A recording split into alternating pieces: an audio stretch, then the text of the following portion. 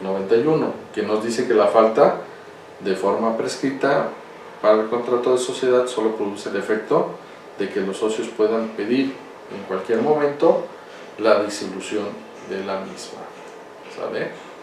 Así también nos dice que el contrato de sociedad debe inscribirse en el registro de sociedades civiles para que produzca los efectos contra terceros.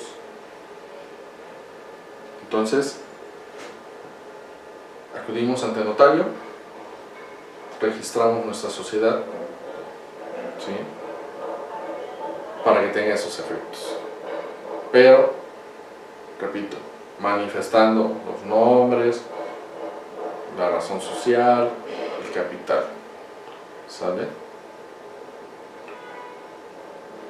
Y el 2695 nos dice del Código Civil que las sociedades de naturaleza civil que tomen la forma de sociedades mercantiles quedan sujetas al Código de Comercio.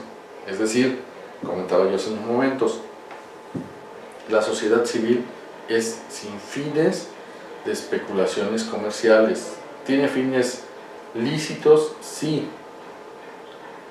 ¿Persiguen un fin común? Sí. ¿Buscan un enriquecimiento? Sí. Pero no por medio de la especulación comercial, no por medio de la compra y venta se puede realizar. Entonces, por lo tanto, si lo llega a hacer en ese momento, la sociedad pasa a formar parte de una sociedad bajo la regulación del Código de Comercio. Entonces, la administración de la sociedad puede ser que esté conferida a uno o más socios, habiendo socios especialmente encargados de la administración. Los demás no podrán contrariar esta decisión ni entorpecer las gestiones correspondientes, ¿sí? La administración si no se hubiese limitado a alguno de los socios, entonces nos marca aquí ver el 2019.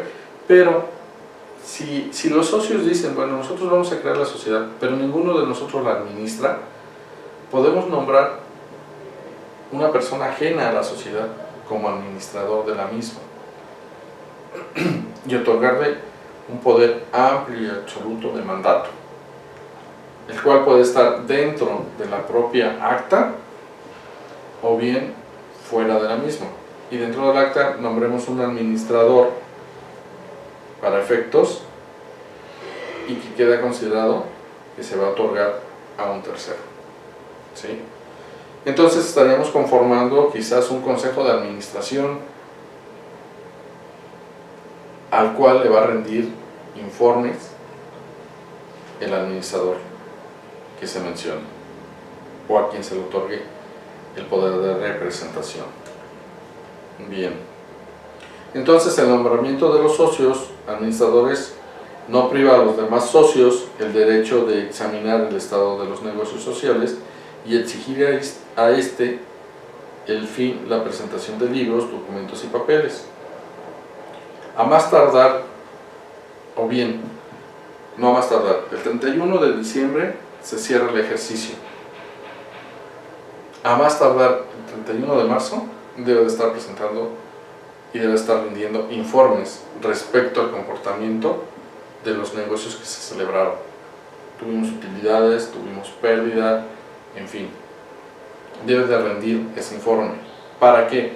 Para que sea la sociedad, la asamblea de la sociedad quien avale dicho informe, estado de resultados, estado de situación financiera, variación del capital contable, flujo de efectivo, presentación de libros, toda esa parte, para que la avale la administración de la sociedad, ¿sí? Entonces, los administradores van a ejercer las facultades que fueran necesarias al giro y desarrollo de los negocios que formen el objeto de la sociedad, pero salvo convenio en contrario, entonces necesitan la autorización expresa de los socios. Si yo voy a realizar la venta de un terreno o voy a comprar un terreno para la sociedad, voy a convocar asamblea para informarles lo que voy a hacer y que ellos me concedan la autorización del mismo, ¿sí? Entonces, para enajenar cosas de la sociedad, para empeñarlas, hipotecarlas o gravarlas, para tomar capitales prestados. Nos ofrece el banco un crédito bancario y el cual lo podemos ocupar para comprar un terreno para nuestras propias oficinas, en fin, ¿sí?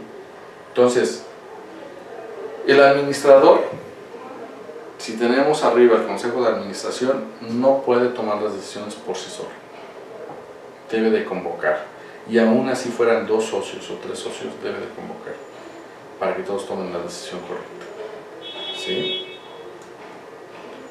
Tenemos el crédito hipotecario hipnotario, que otorga derechos del acreedor sobre el patrimonio del deudor.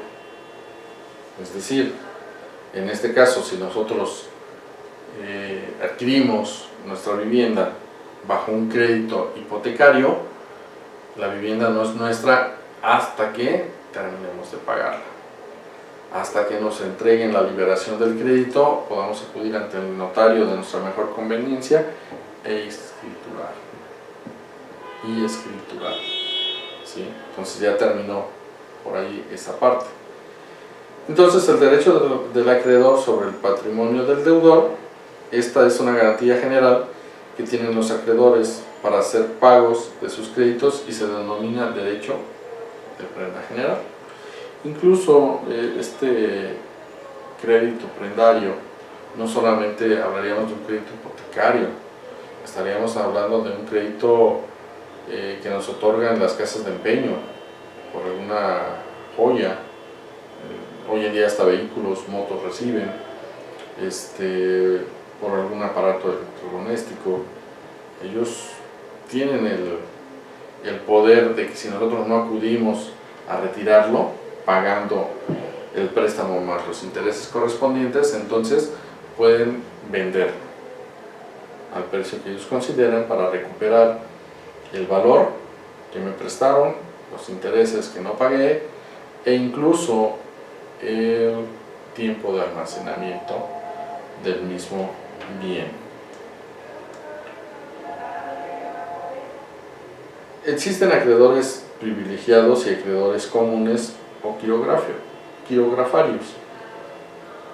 Privilegiados, los que por ley gozan de una preferencia, como lo es el mismo Estado en materia de deuda tributaria, por poner un ejemplo. ¿Sí? Porque también la Secretaría de Hacienda puede llegar y hacernos un embargo, retirar los bienes. Secretaría de Hacienda, Instituto Mexicano del Seguro Social, pueden hacerlo. Pues hasta que no vayamos y paguemos el crédito no nos van a hacer la devolución de nuestro bien. Los que disfrutan de una garantía real como acreedores hipotecarios o pignoraticios. Entonces, adquirí mi casa por medio de un crédito hipotecario, pues ellos tienen la facultad de que en el momento en que deje yo de pagar, bueno, llevan a cabo un juicio y me retiran la vivienda. O, como decía, en una casa de empeño se resguardan ciertas cosas y si no pagamos también vamos a tener la pérdida de los mismos. El embargo en estas vías está declarado judicialmente. El deudor queda imposibilitado de disponer del bien que hayan embargado. Tener mucho cuidado en esto, porque por ejemplo la Secretaría de Hacienda puede llegar y embargarnos y nos deja como depositarios infieles, se le llama. Entonces va a estar todavía el bien en mi domicilio, pero yo soy el depositario. En el momento en que Hacienda diga, ¿sabes qué? Entrégame el bien, se lo tengo que entregar tal cual en el momento en que levantaron el embargo, porque de lo contrario entonces me meto en serios problemas al no hacerlo de esa manera. No puedo disponer de él, no puedo venderlo, ¿sí? A lo mejor sí lo puedes vender, pero tendrías que informarle para que ellos cobren el crédito y me entreguen la diferencia. ¿sí? Tenemos también inhibición, y esta afecta a todos los bienes inmuebles del deudor. Le es imposible enajenarlos o gravarlos, y una vez hecho el pago de la deuda que ocasionó esta inhibición, entonces debemos de encargar de que se levante dicha inhibición para que el juez lo ordene y los bienes vuelvan a restituirse a nuestro favor. Designación de interventor judicial, que es la persona que se va a encargar de controlar los negocios del deudor o beneficios de los intereses de los acreedores. Este tipo de designación de un interventor, mejor conocido como el interventor en caja, si hablamos de un negocio, que sea una tienda comercial o un negocio de compra y venta, pero estable, establecido, nos van a poner un interventor en caja que se va a encargar de administrar el negocio a favor de los acreedores. Es decir, ¿cuánto se vendió hoy? De la venta de hoy van a cobrar un porcentaje a la deuda. Va a cobrar sus honorarios correspondientes y la diferencia no la va a entregar, ¿sí? Pero yo no voy a poder tomar la decisión sobre ese dinero sin que él primero haga lo que acabo de mencionar, ¿sale? Perdemos el control de nuestra negociación cuando hay un interventor en caja. Derecho de retener.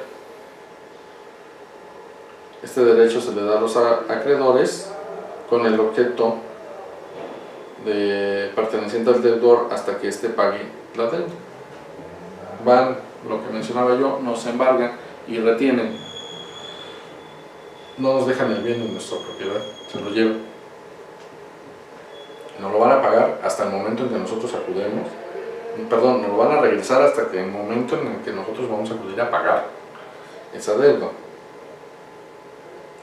La acción oblicua, que no da derecho al acreedor de administrar los bienes del deudor ni de disponer de ellos.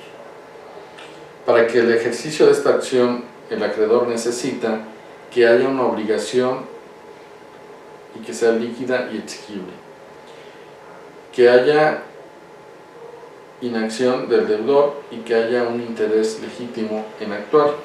Obvio va a tener ese interés legítimo, ¿no? Tengo una deuda con él, ¿sí? Entonces es como se puede dar esta acción. La acción pauliana, y esta consiste en pedir la nulidad de los actos que se realiza el deudor en perjuicio de sus acreedores. Se dan cuenta que estoy empezando a vender o estoy empezando a desocupar el bien inmueble en el cual ellos no pueden localizar. Entonces van a ir y van a prohibir que haga yo eso, que me desaparezca, que esté yo vendiendo y deshaciéndome de los bienes y no les esté pagando a ellos. Para poder llevar a cabo esto, necesitan que el deudor se halle en estado de insolvencia y que esté declarado judicialmente, que exista un efecto perjuicio para el acreedor y que haya una intención de fraude por parte del deudor.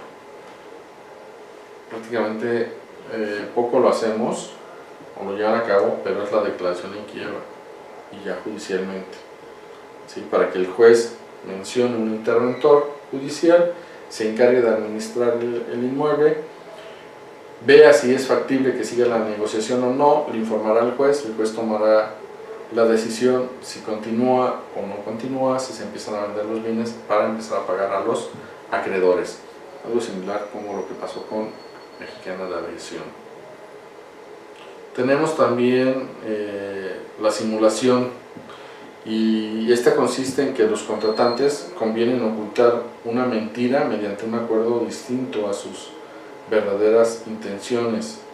Existe un acto simulado y un acto secreto. El que doy a conocer, la simulación, y la verdad la resguardo, ¿no? Tenemos el contrato ficticio, y en la simulación incide sobre la existencia misma del acto. La ocultación, que es la simulación, incide sobre la naturaleza del mismo. Puede ser una donación encubierta bajo una compraventa. vamos a simular que dono el bien, pero como me va a costar mucho el impuesto que van a pagar, entonces mejor lo simulamos. La verdad es una compraventa.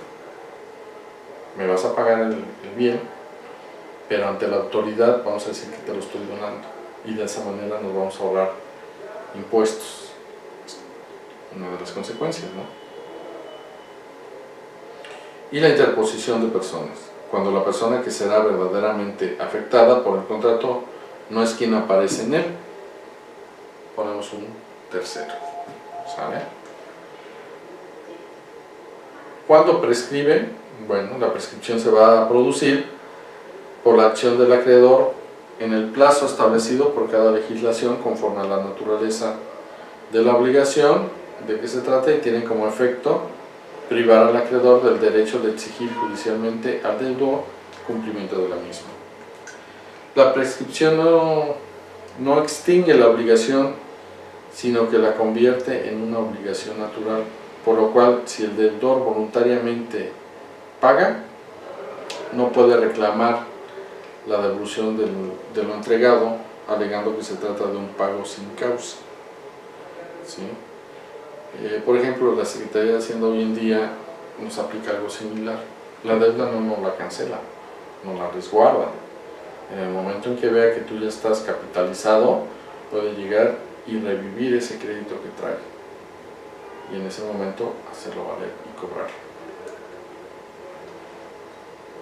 Declaración del estado de insolvencia y concurso de los acreedores. La insolvencia va a ser el estado en el que el deudor se va a encontrar al no contar con el capital y bienes suficientes para poder cubrir las deudas. ¿Sí? La insolvencia puede solicitarla el mismo deudor, que ve que ya completamente su estado no puede llevar a cabo ese pago. ¿Sí? Y entonces solicitar el concurso de acreedores. ¿Sale? Consecuencias de la insolvencia, bueno, que el deudor quede imposibilitado de disponer de los bienes que fueran embargables y que el acreedor asume la personalidad del deudor para proteger dichos bienes. ¿Sale? Tenemos aquí, intervienen curadores que van a tener la representación del concurso correspondiente a quien le corresponde realizar el inventario y protección de los bienes del insolvente. Los acreedores deben realizar su crédito, es decir, deben presentarse ante el juez para exigir el reclamo del pago. Esta parte de los curadores, como mencionaba yo, nos declaramos en insolvencia, entramos a concurso mercantil, y entonces el juez va a poner un interventor, o antes del mismo, que ya completamente es el dueño, que dice que ya no tiene solvencia, menciona al curador, que va a ir y levantar el inventario de lo que se tenga. Va a hacerle llegar al juez ese inventario, y el inventario va a convocar a todos los acreedores para ver en qué forma, en qué medida y quién va primero en el pago de deudas. ¿Sí? Esto termina cuando el concurso puede llegar a un arreglo entre acreedores e insolvente, o bien por haberse distribuido los bienes en el concurso. Los acreedores que no hayan participado del mismo pueden reclamar sus créditos al deudor. ¿Sí? Es una parte de cómo terminaría esta parte. La reivindicación es un instrumento pecuniario que está en posesión del insolvente, sin ser este su propietario, y que hayan sido arreglados al inventario, se hayan agregado al inventario, al patrimonio del insolvente, y durante el concurso pueda ser reivindicado por el legítimo dueño. Así también tenemos los acreedores en masa, que deben presentarse a reclamar sus créditos cuando se declare la insolvencia, lo que hemos mencionado anteriormente. ¿Sí? Si yo conozco que Juan Pérez está insolvente y tiene una deuda conmigo y se declaró en concurso mercantil, pues debo de presentarme para hacer valer la deuda que tiene conmigo. ¿Sí? Hasta aquí con este tema. Gracias.